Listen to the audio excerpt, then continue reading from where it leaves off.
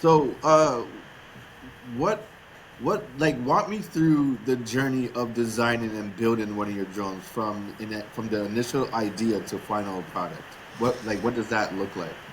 Sure, and I'm gonna tell you this from the sales and marketing guy who's not like totally involved in Yeah, the yeah. in the day to day, but I've seen it a few times now, and so I can speak at a really high level on it. So it all starts with the requirements document, and so we go to our, and this is something I'm so proud of on how we handle ourselves at Whisper, is we go to our key dealers, we go to the end users that we know, and we ask them what they want, what we can do to be better, and we take all of that feedback and we try to innovate into an area that no one has done before. Like us just talk about our Sky Scout lineup. We had the first series come out about a year and a half ago, and then we launched the second version of the Sky Scout, so the Sky Scout 2 and the 2 Plus, last week at the Commercial UAV Expo in Las Vegas.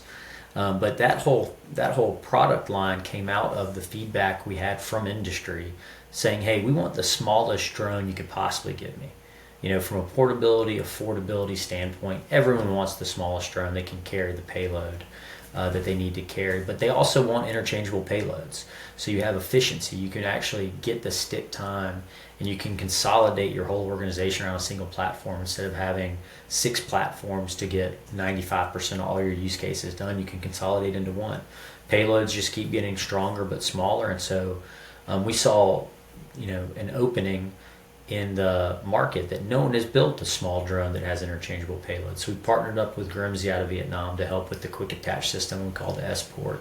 We've partnered up with Sony, with Inertia Labs, Yellowscan, FLIR, all these great globally recognized payload companies in order to make the custom payloads, get these payloads on our drone. But again, it starts with that requirements document. How heavy is it? How long does it fly? What kind of case does it fit into?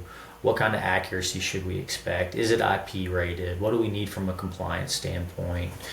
Um, all those types of things. And then you start, the engineers really have to get to work then and start whittling down, hey, how do I, from a battery standpoint, what's available? What can we get designed? We ended up making our own batteries for the Sky Scout series. And so we had to figure out, hey, let's put no one has a drone this size that has plane safe batteries, because if you travel around with drone batteries, most of the time you have to ship them ahead of time. It's just a big ordeal.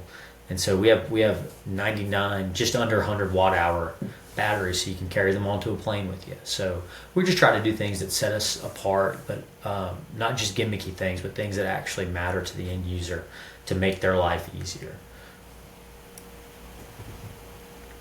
Andrew, you're muted.